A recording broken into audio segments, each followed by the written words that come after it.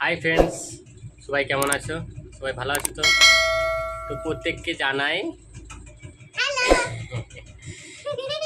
এই যে আমার খুব ভালো দুধুর বদমাস ছেলে।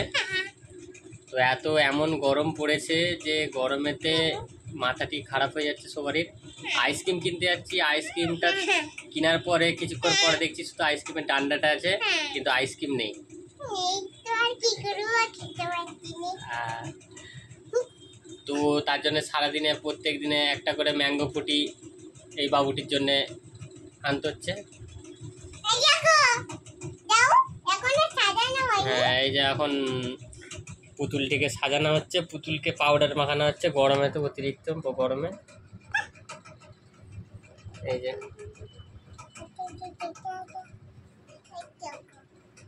দেখো,